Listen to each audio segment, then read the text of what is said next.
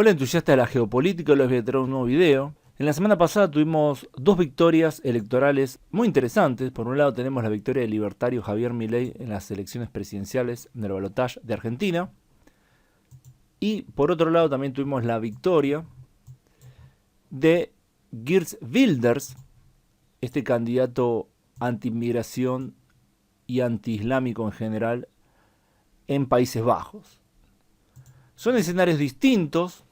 Por un lado tenemos que Milei sacó más de la mitad de los votos, el 55% de los votos,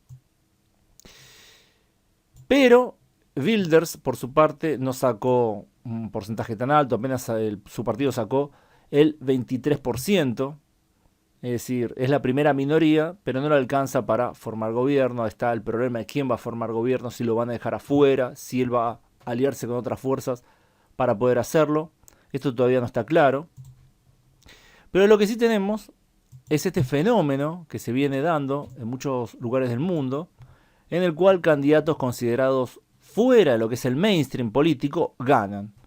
Esto se dio con Trump en Estados Unidos, se dio con Bolsonaro en Brasil, se está dando con Milei en la Argentina, también se dio en Europa con la victoria del Brexit, por ejemplo, si hablamos en términos electorales. Las distintas buenas elecciones de la ultraderecha en Francia, en España, e inclusive si nos vamos unos años atrás, la victoria del partido neonazi Amanecer Dorado en Grecia. Ahora, ¿esto es señal de un cambio profundo o es más bien algo pasajero? Hay que recordar que todos estos países que estoy nombrando son democracias, no todas son iguales, son distintos tipos de democracia, pero que en las repúblicas democráticas o incluso en los reinos democráticos hay distintos factores de poder que evitan que las elecciones realmente tengan un impacto muy grande en lo que sería la sociedad o la política exterior o la vida política en general de esos países. Un ejemplo más cercano y que puede mostrar mejor lo que quiero decir es la victoria de Giorgia Meloni en Italia. Esto se dio hace poco más de un año y cuando llegó al poder se especulaba que iba a ser un gobierno muy antiinmigrante, muy extremista. Es un gobierno de derecha, es un gobierno pro familia. Hubo algunos cambios, principalmente que perjudicaron a los italianos que se beneficiaban de distintos programas sociales. Pero, si vamos a lo que sería su principal bandera, que era la inmigración ilegal, la llegada de gente por el Mediterráneo, ¿cuáles fueron los resultados del gobierno de Meloni este último año? Tenemos que en 2023 fue el año que, si nos retrotraemos varios años atrás, que Italia recibió la mayor cantidad de gente a través del Mediterráneo, inmigrantes ilegales a través del Mediterráneo, llegando a casi 150.000, lo que es muchísimo. Es muchísimo esta cantidad de inmigrantes que llega. Entonces, cabe preguntarnos si la llegada al poder de estos partidos anti-inmigrante, nacionalistas, antiglobalistas, realmente tiene algún impacto en las políticas públicas generales de estos países. Hasta ahora lo que parece ser es que no tiene realmente un impacto en lo que sería la llegada masiva de refugiados, inmigrantes económicos, etcétera, a estos países. El mejor ejemplo de esto no es precisamente Italia, sino Reino Unido, donde mucha gente que votó a favor del Brexit esperaba que llegaran menos inmigrantes. Esto no sucedió, sino que incluso en algunos años llegaron más inmigrantes de los que venían cuando Reino Unido era parte de la Unión Europea. También tenemos el caso de Trump, que había prometido incluso construir un muro en la frontera sur con México para evitar la llegada de mexicanos y otros inmigrantes. Bueno, los inmigrantes continuaron llegando a Estados Unidos y si bien hubo una baja de la llegada de inmigrantes mexicanos, no se debe a ningún muro ni estas políticas, sino porque simplemente menos mexicanos migran a Estados Unidos y este flujo migratorio fue reemplazado en gran parte por gente que viene desde Centroamérica, desde Asia o desde África. Así que no hubo tampoco un cambio muy grande allí. Estos gobiernos en general tienen algunas victorias pequeñas. Uno no puede recordar el Tratado Transpacífico, que Trump terminó con ese tratado, no se llevó a cabo. También tenemos algunas políticas reindustrializadoras o que apuntan a reindustrializar a Estados Unidos, que empezó Trump y continúa Biden.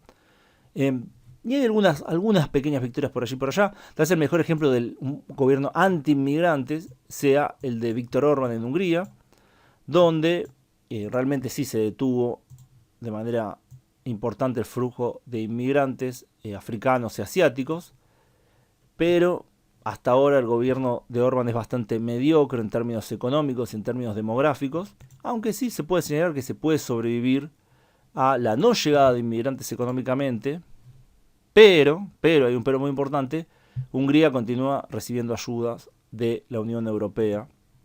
No sé si se lo podría hacer si fuera un país realmente independiente económicamente. Pero ese es un tema más complejo. Ahora, frente a lo que acabo de decir, está la obvia pregunta de si la democracia permite algún cambio. Si la democracia no es más que una fachada que no permite ningún cambio profundo y que estos cambios de políticas generales se dan más bien al nivel de las élites, al nivel del Estado profundo, al nivel de los funcionarios no electos, al nivel de los grandes poderes económicos. Y la democracia sería más bien un show, una pantalla para engañar a la mayoría de la gente. Bueno, ni una cosa ni la otra.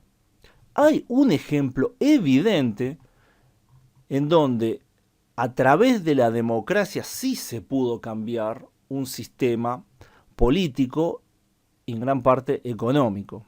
Hay un país que indudablemente nos muestra que esto sí es posible, que es Venezuela. Venezuela era un país muy pobre, sigue siendo pobre. Cuando llegó Chávez al poder tenía un 70% de su población bajo la línea de pobreza.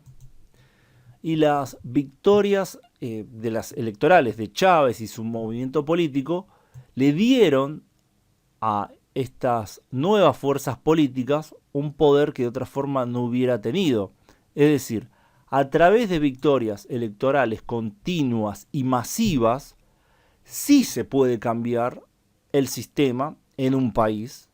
Puede ser que, como en el caso de Venezuela, haya una reacción del Estado profundo, de los grupos empresariales, de los funcionarios públicos no electos. Eso sucedió, hubo un golpe de Estado en 2002, pero al ser tan masivo el apoyo al gobierno, este se pudo sostener. Luego, las sucesivas victorias electorales que le daban una supremacía parlamentaria casi total, hicieron que pudieran cambiar la constitución, cambiar las leyes, cambiar incluso el sistema judicial, cambiar todos los poderes. Esto se puede, es decir, se puede hacer. No es que es imposible. Hay mucha gente que dice, no, es imposible. En la democracia no se puede cambiar nada votando. No se puede. O inclusive algunos dicen, no, si votar pudiera permitir algún cambio, la prohibirían. Bueno, mentira.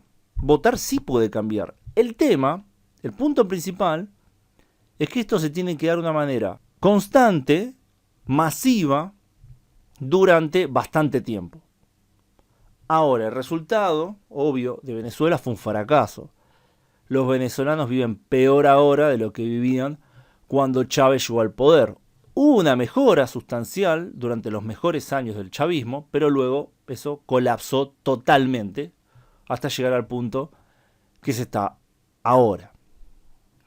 Yo creo que esto hay que tomarlo con pinzas, hay que poder sacar lo bueno de lo malo y señalar a los que quieran cambiar las partes malas que tienen sus sistemas políticos y económicos en sus países y decir, bueno, sí, se puede hacer a través de la democracia. No es imposible, lo que sí es muy difícil. Por ejemplo, volviendo a lo que empezamos a hablar al principio del video, si vamos al caso de Europa, todos estos políticos populistas de derecha, anti-inmigración, podrían hacer cambios que se sostuvieran en el tiempo.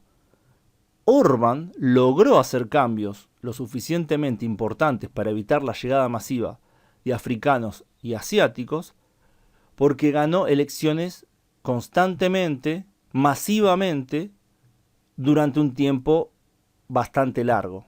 Entonces, si tenemos estos tres factores, se pueden generar cambios sistémicos. Ahora, si solamente un partido populista, sea de izquierda, de derecha o un partido nuevo, gana una elección masivamente, pero después pierde la otra, o gana una elección, pero gana por un porcentaje pequeño, no puede hacer ningún cambio, evidentemente. Así que yo creo que para los que les interesa, los que creen que el sistema está mal en su país y no funciona, tienen que justamente apuntar a eso, si es que realmente quieren cambiar el sistema a través del mecanismo democrático. Generar un gran apoyo por un político o por una idea que se mantenga constante a lo largo de cierto tiempo y que haya una serie también constante de victorias electorales, lo que le permitiría a ese gobierno, a ese partido o a esa idea tener una mayoría parlamentaria, cambiar la constitución, cambiar el poder judicial, todo esto de manera democrática, todo esto de manera relativamente pacífica. De otra forma, con victorias esporádicas, con victorias con poco margen, no se puede hacer. No se puede hacer. Así que bueno, esto me parece que había que señalarlo, porque hay mucha gente que es detractora de la democracia diciendo que es meramente un show, una fachada, y que en cierto sentido tienen razón, obvio que tienen razón, porque existen una serie de poderes que no pueden ser cambiados en una elección o porque gane un partido, van a ser cambiados, no van a ser cambiados solo porque un político o un partido político gane una elección, no va a ser así, pero si gana muchas elecciones, sí se puede cambiar eso. Así que bueno, quería señalar eso, quería hablar de eso, y ahora sí, también volvemos a los temas originales de Milei y de Wilders. Bueno, por ahora no creo que puedan hacer grandes cambios. Wilders porque tuvo una victoria muy pequeña, apenas llegó al 23,6% de los votos, muy bajo el porcentaje para hacer realmente algún cambio importante. Y Milei porque no tiene representación parlamentaria propia prácticamente. Y si no tiene esa representación parlamentaria realmente no va a poder hacer ningún cambio de fondo. Así que en los dos casos, si hubiera una serie de victorias electorales grandes durante por lo menos 3 o 4 elecciones más, ahí sí podríamos ver realmente cambios en el sistema, cambios estructurales. Si no, no. Así que bueno, espero que les haya parecido interesante el video. Pongan me gusta si les gustó y compartan si creen que vale la pena compartir. Bueno, les dejo la pregunta. ¿Creen ustedes que es posible un cambio positivo a través de la democracia o no? Lo leo en los comentarios. Gracias a todos por su tiempo. Gracias especiales a quienes colaboran con el canal en Patreon, donde pueden acceder a contenido exclusivo, además de aparecer en los agradecimientos del video de este canal y mi otro canal, Ultra Argentina. Nos vemos pronto. Saludos.